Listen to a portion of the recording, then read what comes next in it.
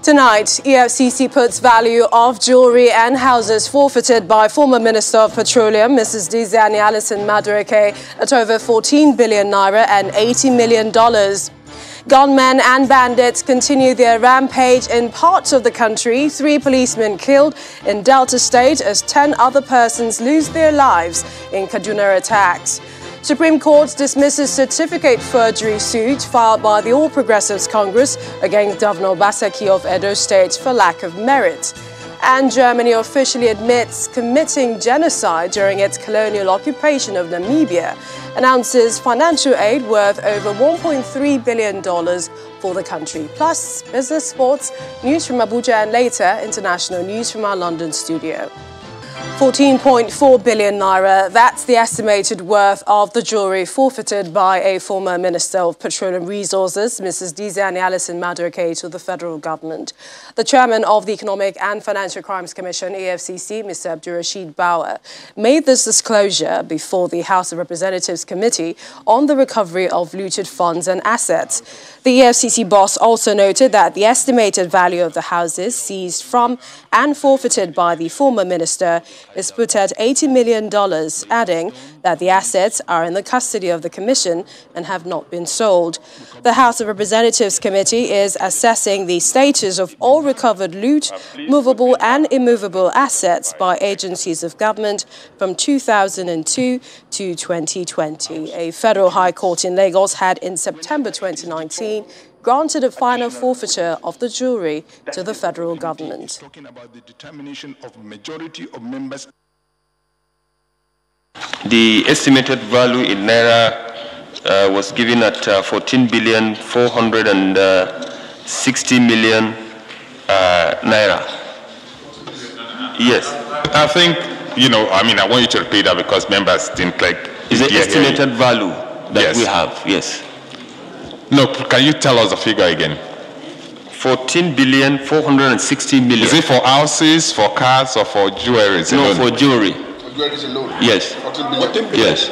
What about the value of the houses and cash, if you are in the position to set it up, please? It's about $80 million US. $80 million US.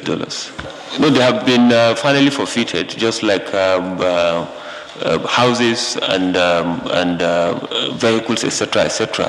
And the Commission is looking forward to the Presidential Committee to auction all those items and then deposit the money appropriately into. When did you get this forfeiture order? We got it, I think, sometime in 2019, if I remember. Yeah. If you have an asset and it's worth 14 billion, and some of them could be deteriorating assets, we need to be sure that they're still in such a fit and proper state. Or, if we keep keeping them, they're going to go. I'm sure you have cars that were seized. So every day you have a forfeited car, you're losing value. Why does it take so long to turn this asset into cash to fund the budget? Several factors, Mr. Chairman. The court processes and procedures, is chief among them, that requires a very lengthy time of us to dispose onto this. Other issues, administrative exchanges, etc., etc. But what I want to assure the committee is that since when I come on board, we have resolved that going forward we are going to be dealing with these issues on case-by-case basis. We are not going to have it the way we used to have it again. And we are happy with the committee set up by the federal government to dispose not only the assets that we seized, but also the assets that other agencies have seized.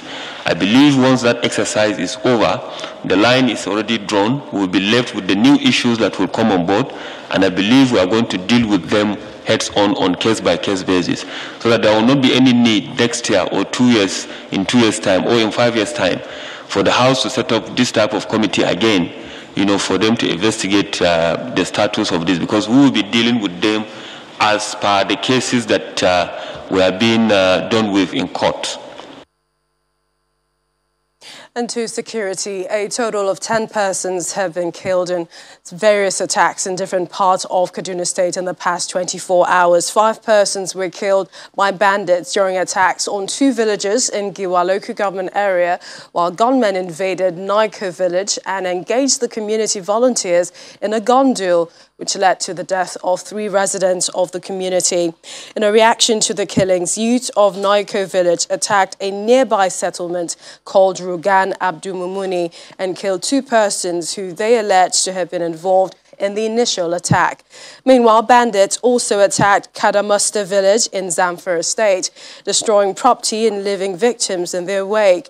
One of the victims is a 27-year-old man named Imrana Bala, who suffered severe burns to his body after the bandits torched a place he hid in to evade the attackers. Moving down south, 3 policemen have been killed after an attack by gunmen on Umutu Police Divisional Headquarters in Okwani local government area of Delta State. According to the police, the armed men stormed the police station at about 2 a.m., but they were engaged in a gunfight by officers on duty. Unfortunately, 2 policemen were killed during the attack, while another died later in hospital. Normalcy is set to have returned to the area and investigations have begun to apprehend the perpetrators.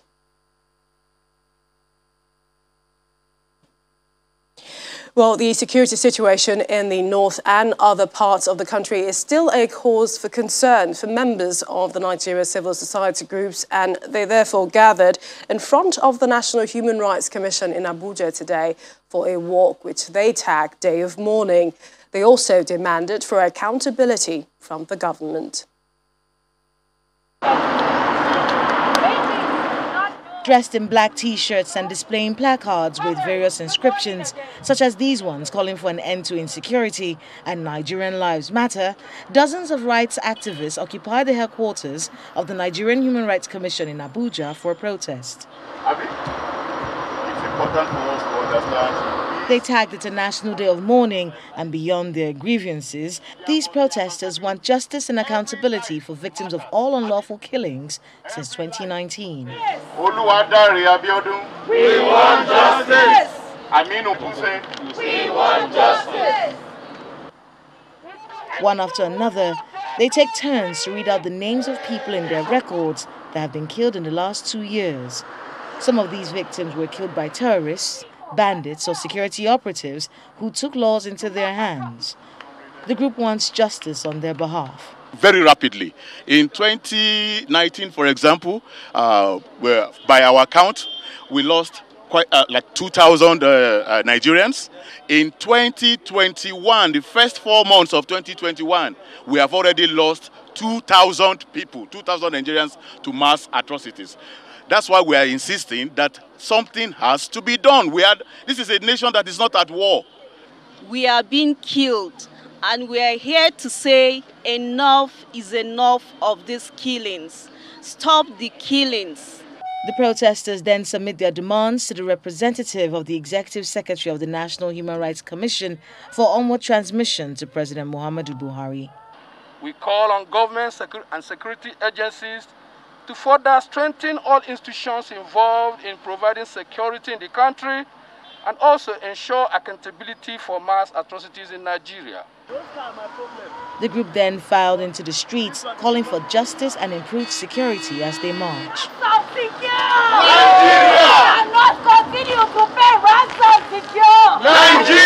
Insecurity in the form of terrorism, kidnapping and banditry is taking its toll on Nigerians, with citizens on a daily basis asking the government to discharge its primary constitutional responsibility, which is the protection of lives and property.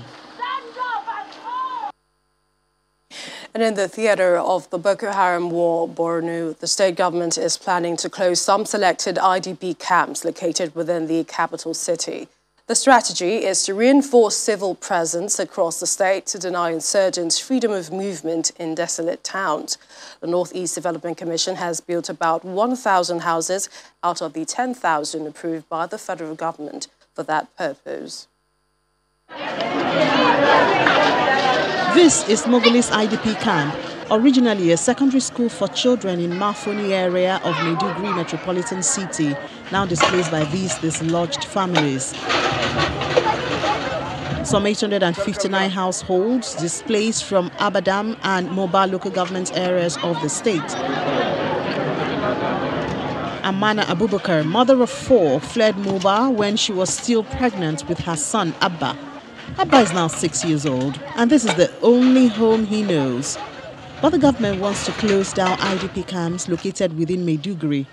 This Mogulese camp is one of the first picked out to be relocated. Inshallah, some IDPs will be closed before May 31st, especially Bokolis, IDP, Mogolis, those IDPs that are residing in Borno State College of Legal and Islamic Studies will be resettled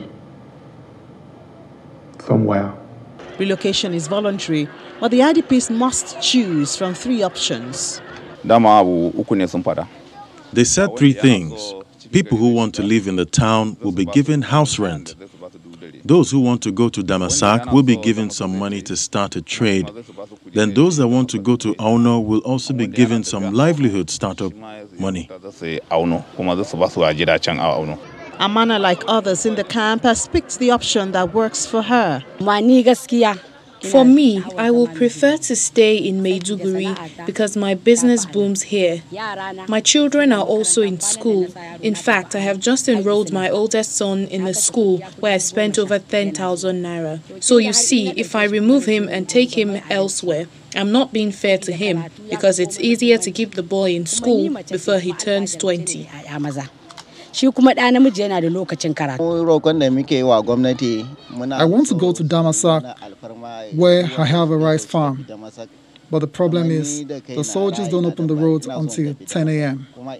So we want the government to speak to them to allow us to set out earlier and spend more time on our farms, because the government alone cannot sustain us unless we farm or fish. While Damasak is in Moba local government area, Abadam is not among the options to pick from, indicative that it is still an ungoverned territory. Civilian JTF volunteers and the civil authority have also fled Abadam, sticking with their people in the camps. The factional leader, Shakao, may have been killed, but the war is far from over until the federal forces occupy every inch of the state.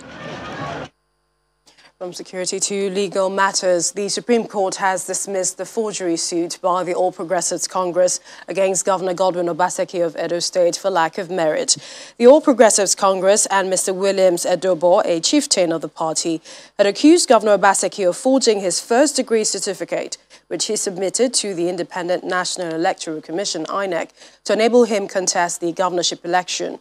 But the governor had insisted that the error on the copy of his certificate, which he submitted to INEC, was made by a photocopying machine.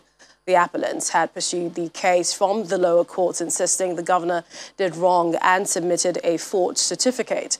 After losing out at the trial court and the Court of Appeal, they went ahead to the Supreme Court seeking an upturn of the verdicts. This evening, in a sitting which began at about 4 p.m., the 5-member panel of justices at the Apex Court dismissed the appeal by the APC and Mr. Edobo and awarded 1 million naira cost against them. In part 2, after the break, Edo State Governor reacts to the Supreme Court's judgment. Plus, the President receives briefing from Special Envoy to Mali, former President Goodluck Jonathan, calls on parties in political crisis in the West African nation to embrace peace. Please stay with us.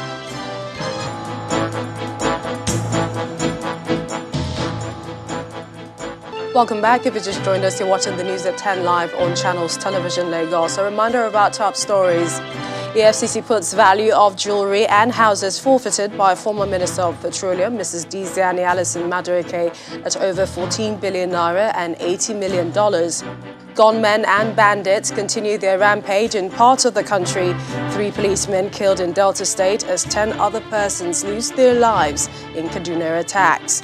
Supreme Court dismisses certificate forgery suit filed by the All Progressives Congress against Governor Obaseki of Edo State for lack of merit.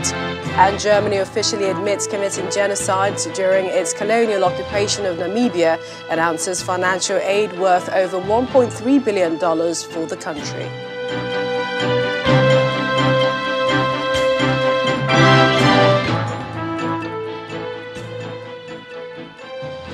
Governor Godwin Obaseki has been reacting to the verdict of the Supreme Court, and he believes it is a vindication of the decision of God and the people of Edo State. The governor said in a statement that the ruling puts to rest what he calls the diabolical controversy contrived by the opposition over his credentials and puts to shame the individuals that sought to swindle Edo people with falsehood and lies in pursuit of pecuniary gains. He adds that the judiciary has once again demonstrated that it is willing and capable of defending the country's democracy. To other stories, 24 hours after being appointed by President Muhammadu Buhari, the new Chief of Army Staff, Major General Faruk Yahya, has assumed office. The ceremony took place at the Nigerian Army headquarters in Abuja. On arrival, the Chief of Army Staff performs his first official duty, which is the inspection of the quarter guard.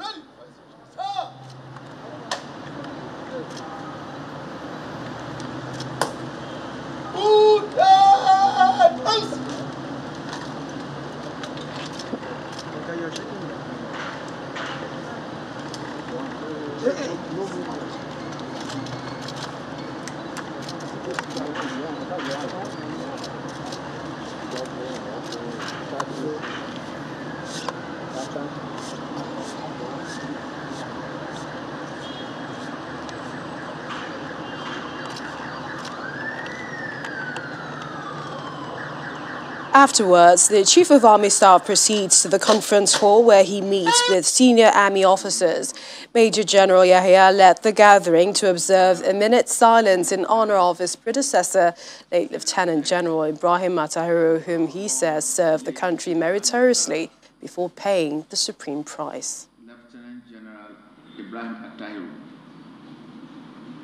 who we all know passed the great beyond on 21st this month, along with other senior officers. Shall we all rise?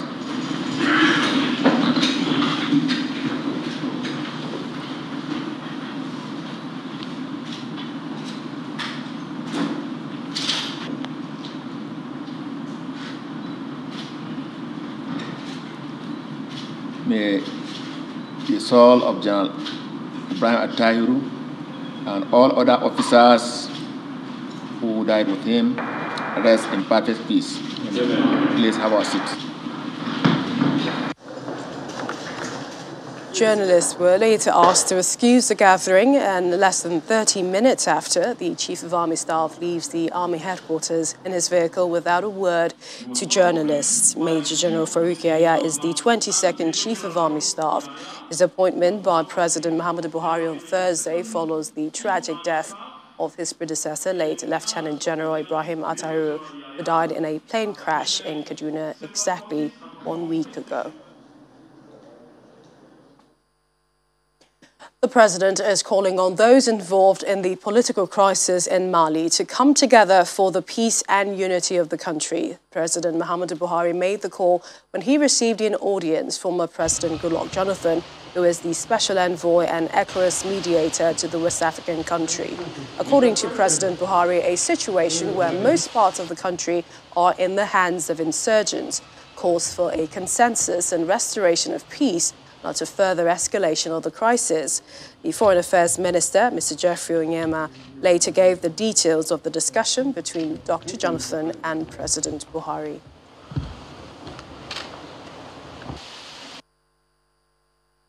Former President Goodluck Jonathan is the ECOWAS mediator on Mali. So he was called in when we had this a few days ago, this coup, a coup within a coup, really.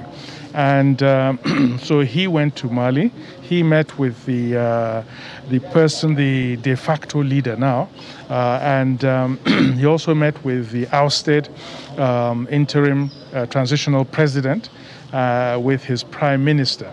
He spoke to them all, together with the ECOWAS team, and also with the Ghanaian Minister of Foreign Affairs, as Ghana is now chairing ECOWAS.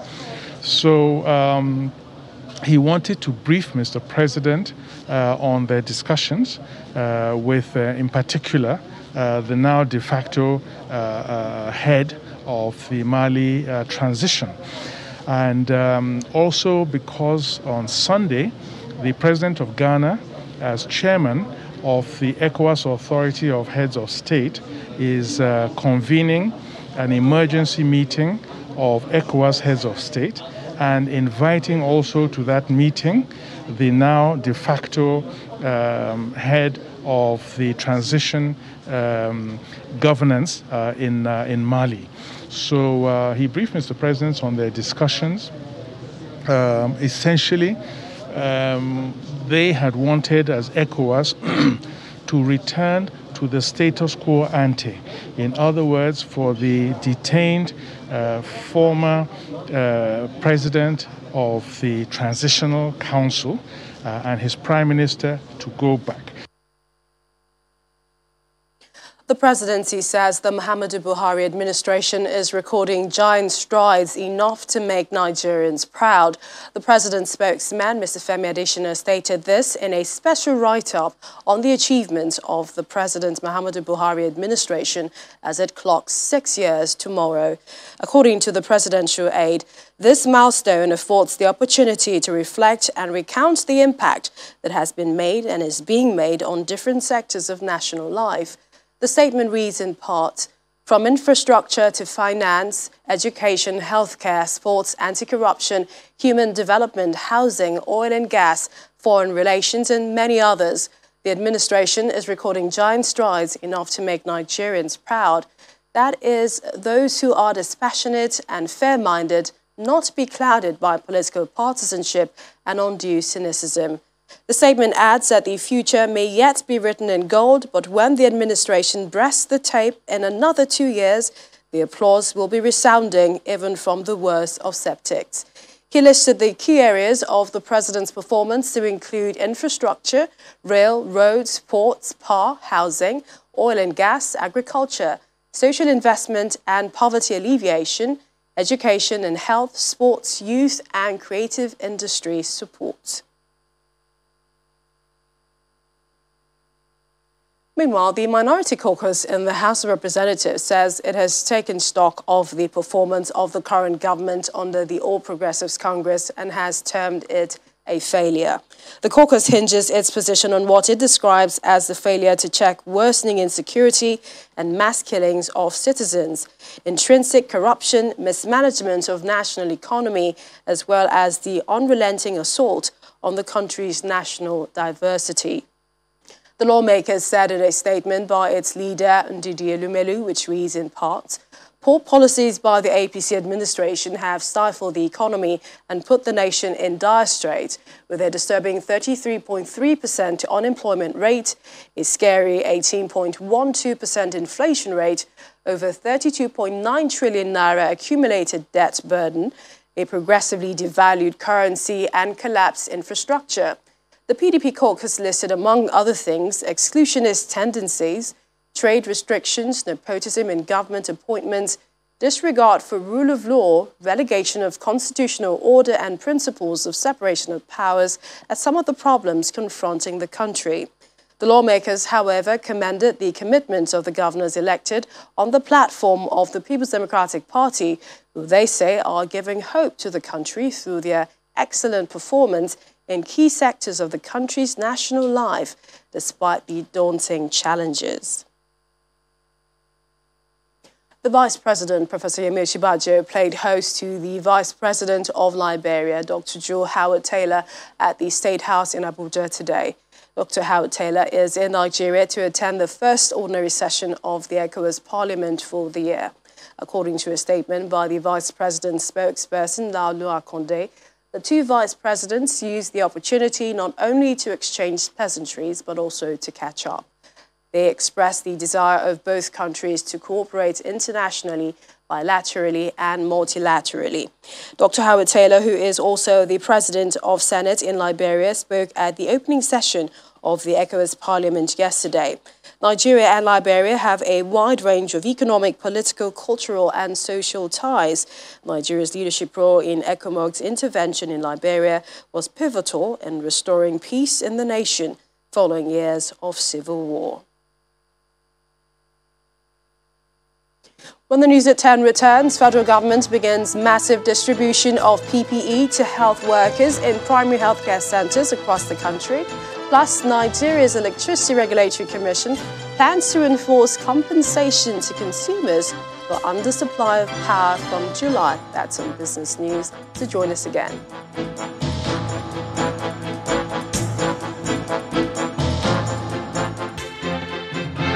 Construction work on the Kano-Kaduna rail line is set to begin by the federal government in July this year. The Minister of Transportation, Chibuike Amechi, made this known when he led a delegation of the Nigerian Shippers Council and the Nigerian Railway Corporation to inspect projects in Kano State. Governor of Kano, Abdullahi Ganduje, says he is optimistic the projects of the federal government will boost the state's economy. Honorable Minister, the engineer will still, the builder will explain, but before reaching this level... Kano State is playing host to a delegation of the Ministry of Transportation, Nigerian Shippers Council and the Nigerian Railway Corporation. The Minister of Transport, Mr. Chibuike Amechi, along with his team, are here to assess the level of work of the Dala Inland Dry Port. This is going to be our final. This is what we intend to cast. The delegation soon proceeds to Government House to have a meeting with the Kano State Governor on their visit. Mr. Chibuike Amechi says the federal government is set to commence the construction of the Kano-Kaduna rail line in July this year. Between now and July, we will start work on the Kano-Kaduna part of the rail. And whenever we link the Kano-Kaduna part of the rail to Kaduna and link Ibadan to Abuja, then you have a problem of cargoes. You have to learn how to manage cargoes that will come to Kano. The minister soon leads the delegation to another event, the commissioning of the Federal Ministry of Transport Northwest Corporate Office in Kano.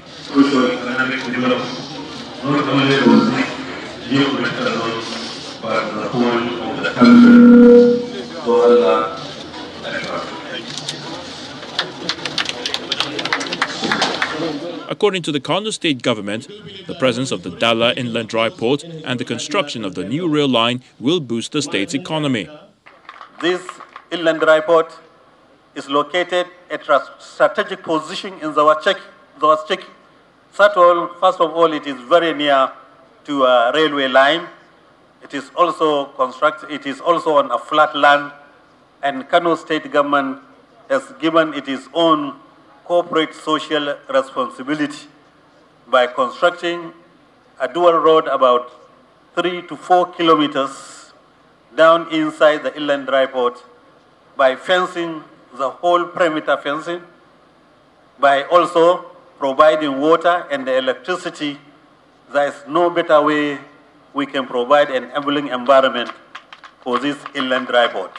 Currently, the federal government is linking Ibadan to Abuja, Kano to Maradi and Kano to Kaduna rail lines. It is expected when the rail line between Kano to Kaduna and the inland dry port become operational, economic activities will thrive in Kano and other northwest states. And here's Terry coming with more stories from Abuja studios. Hello, Terry. Hello, Millicent.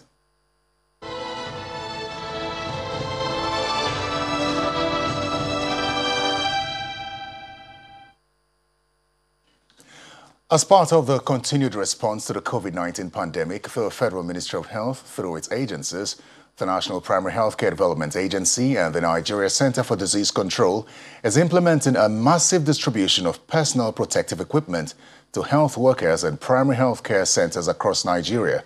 This is supported by health sector partners Gavi, the Vaccine Alliance and UNICEF. According to the federal government, in recognition of the risks health workers face in providing care to patients, the PPE are being provided to ensure that they are properly protected in the line of duty. The items being distributed include thousands of goggles, masks, gloves, gowns, boots, waste bins, hand sanitizers, chlorine and other commodities to be distributed to selected PHCs across all 774 local government areas in Nigeria.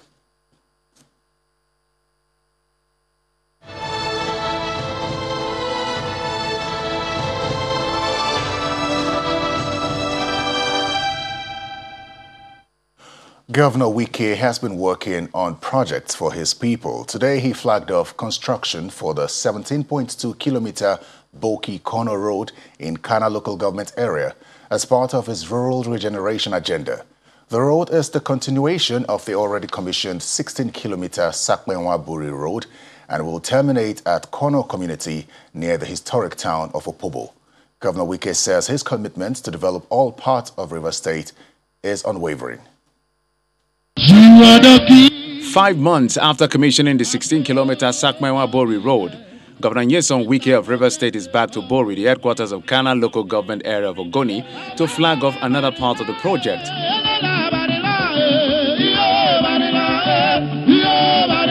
Estimated to be 17.2 kilometers long, the 14 billion naira dual carriageway runs from Bori to Kono, near the ancient town of Opobo. It is insured under a special payment plan. Each lane will be 10.65 meters wide, separated by a 2-meter wide concrete median. It will have 2 bridges, 570 streetlight poles, 1,140 streetlight fittings, 6 stations to power the streetlights, and approximately 5 kilometers of drainage. For the governor, who is determined to complete all projects before leaving office, this construction work should not be disrupted. This job must be completed in 14 months. I have said it. Don't tell me that this period is rainy season period. You are drawing the money under rainy season time. So if you know the rain will disturb you, stop taking our money. Because there's no point taking money during rainy season time and then you will not work during rainy season time. As you take the money now, also work now. The project is officially flagged up by the special guest, Senator Lee Meba. This project is not by accident. This project was not negotiated with you by the Ogoni people. We have come here in 2014 during an activity of the GDI, and when we were going back, and you said to me, Senator, if I become governor, there is no way I will not take this road in my first 100 days in office. The road, when completed in 14 months as promised, will further ease access to Port Harcourt for residents of Kana, Andoni, and Opobo Nkoro. From the south-south to the southeast, Governor David Umahi of Ebonyi State has signed a contract for the construction of the first phase of the Abakaliki Ring Road connecting 8 local government areas of the state. Governor Umahi, who is happy over the current turn of events, especially the contract signing, commended President Muhammadu Buhari for providing a conducive environment for the state to obtain the loan through which the job will be funded. It's been a very tedious one spanning over 6 years. And here we are today, to the glory of God, signing this contract. With what we have done in the state in terms of road network, I will say that this about 150 kilometers is going to be icing on the cake for the people of Ebonyi State. We will never remain the same at the completion of this project. This project is very dear to me. And in the process that we went through, somebody even took us to court. And we put every effort. Incidentally, the person that took us to court, his community is benefiting from the project. So it's been God's hand. And let me say that this project has components of, community social responsibility. We have in each of the lots, which is 8 lots, 2.5 kilometers of internal road to be built. It has to be built with the same standard that we are building the major road. We have some schools within it. We have some markets. So my directive is for the contractors at a due date to meet with the steering committee and traditional rulers and let us know how this will be done. Flour Mills of Nigeria PLC, owners of Golden Penny, has acquired a 20,450 hectare of land in Nasarawa State as part of further expansion of its sugar backward integration program. The land, which is situated in Umaisha local government area of Total local government area, is expected to go up a total of $300 million. This is the official signing program of the Memorandum of Understanding for the acquisition of land between the Flour Mills of Nigeria PLC and the Nasarawa State government.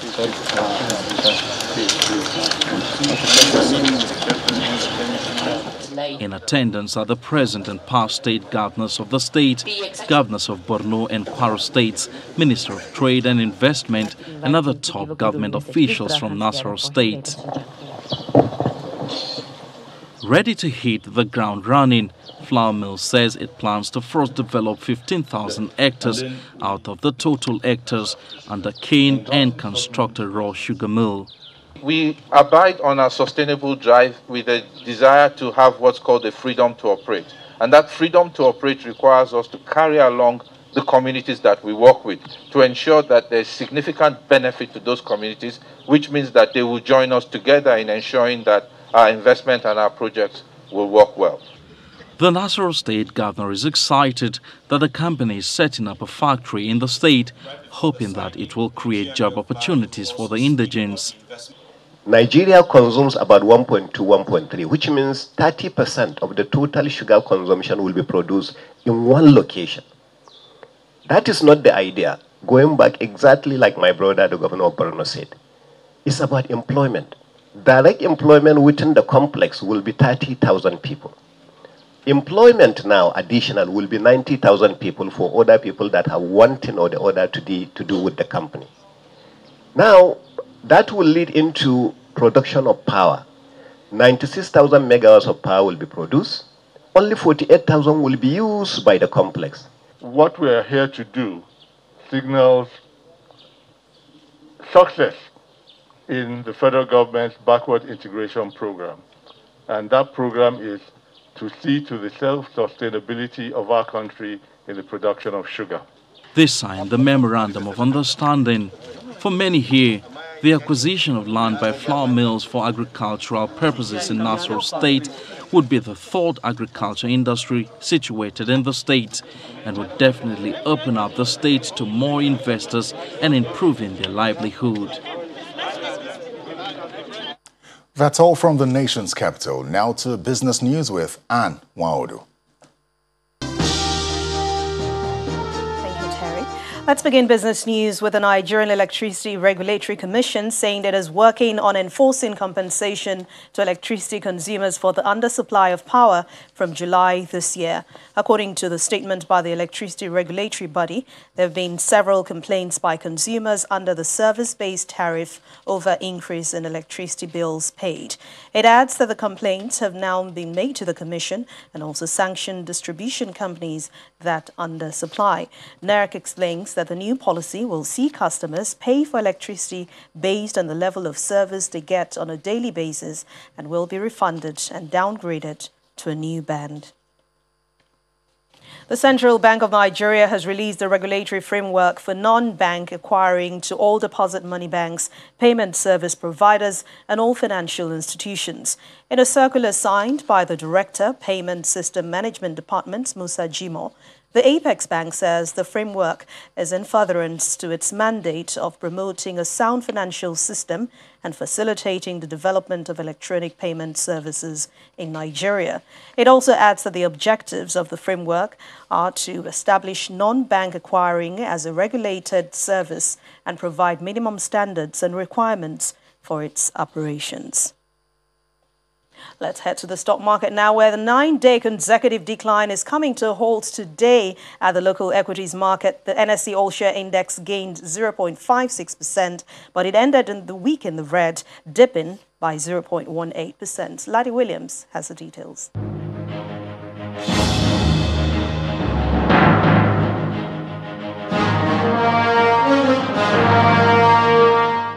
Hello and welcome to the Stock Market Report. I'm Laddie Williams.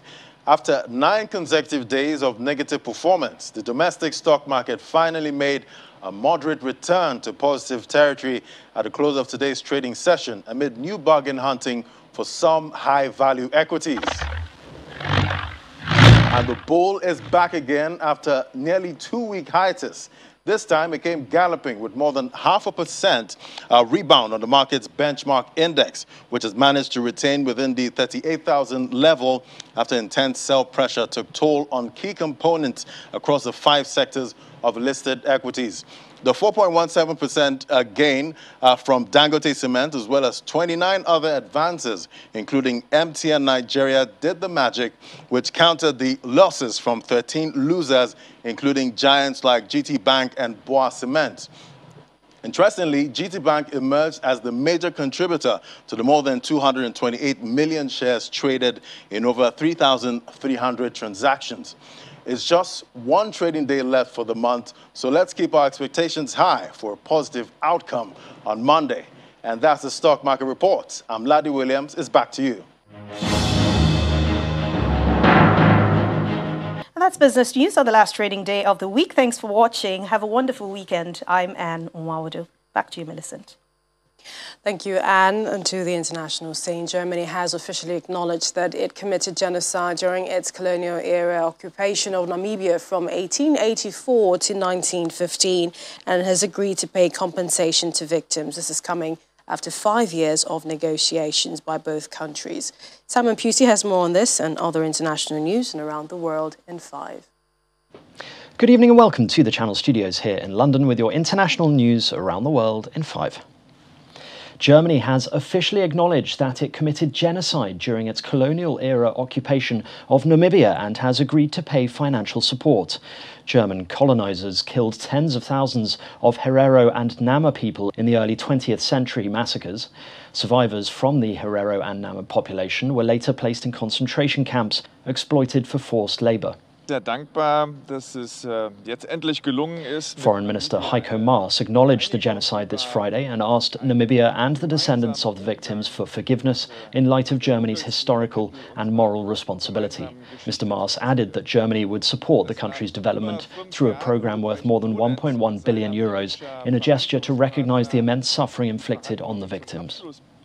Thousands of people have gathered in Damascus after Bashar al-Assad was re-elected as the Syrian president. The parliamentary speaker announced that Mr. Assad had won 95.1% of the vote and that turnout was 78.6%. Syria's opposition have called the vote a farce, while the US and European countries have said it was not free or fair. Earlier, protests took place in Syria's largest rebel enclave of Idlib, where hundreds denounced the vote as a charade. Russia has denied entry to 2 European airlines because they plan to avoid flying over Belarus to Moscow. EU leaders asked European carriers to avoid Belarusian airspace this week after a Ryanair plane was forced to divert and land in Minsk on Sunday in order to arrest a Belarusian dissident journalist, Roman Protasevich, and his girlfriend. EU Foreign Policy Chief Josep Borrell has warned of the risk of escalation. There was a big disturbance on the air traffic, but they still don't know if it is case by case, specific cases, or is a general norm from the Russian authorities the risk of an escalation always exists. It may happen that the whole air traffic control can be disturbed, or it's just a couple of individual cases. Hong Kong pro-democracy media mogul Jimmy Lai has been sentenced to 14 months in prison for participating in an unauthorized assembly in 2019. Mr. Lai is currently already serving time for participating in other demonstrations that year and faces a total of 20 months in prison. The verdict comes as mainland China is increasingly cracking down on Hong Kong's rights and freedoms. Japan has extended a state of emergency in Tokyo and other areas by about 3 weeks as the COVID-19 pandemic shows no sign of easing less than 2 months before the Olympics. The state of emergency in the capital and 8 other prefectures had been scheduled to end on May the 31st, but strains on the medical system remain severe. Japan has seen a record number of COVID-19 patients in critical condition in recent days, even as the number of new infections has slowed. 4 firefighters and 1 other person were injured after a fire truck crashed into a building in Philadelphia in Pennsylvania. According to media, the accident happened after an engine was responding to a house fire before being involved in a crash with another vehicle. Officials said all the people injured were treated and transported to local hospitals. The cause of the accident is under investigation. And finally, it's not every day you look out of your window to see a herd of elephants crossing the road. Well, that's exactly what happened to residents in Eshan County in Yunnan province in China recently. According to local media, 15 Asian elephants from the Mengyangzi Natural Preservation Area crossed through the town. Local police closed the streets to allow them to pass without traffic. They are thought to have been migrating north since December 2020. And that's your international news around the world in 5. Now back to the Channel studios in Lagos.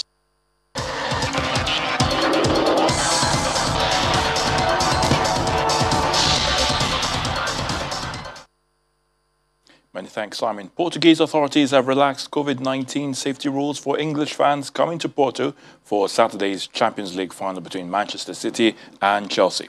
Portuguese authorities have allowed the Estadio do Dragão to be filled to 33% capacity, as there will be 16,500 spectators in total, including 6,000 fans of each club.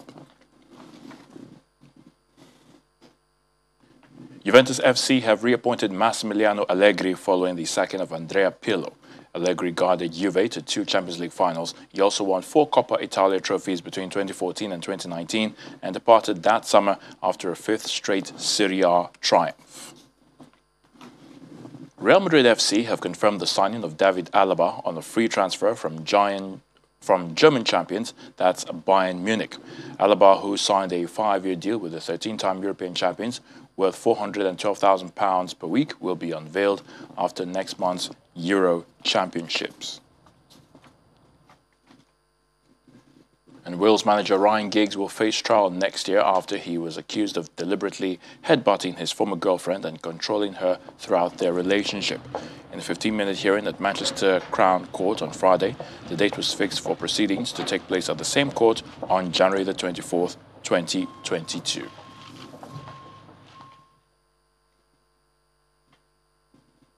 The French Open has unveiled a statue of Spanish tennis great Rafa Nadal just days before he takes aim at an incredible 14th title at Roland Garros.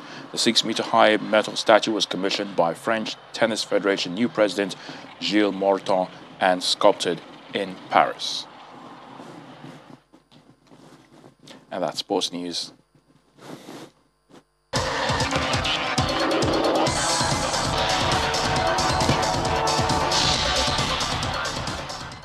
Thank you, Tunde. And the main news again. The Economic and Financial Crimes Commission today put the value of jewellery and houses forfeited by former Minister of Petroleum, Mrs. Dizani Alison Madueke, at over 14 billion naira and $80 million. He spoke to lawmakers in the House of Representatives. That's the news at 10 tonight. Thank you for watching. I'm Minister Walker. Have a good night. Stay safe.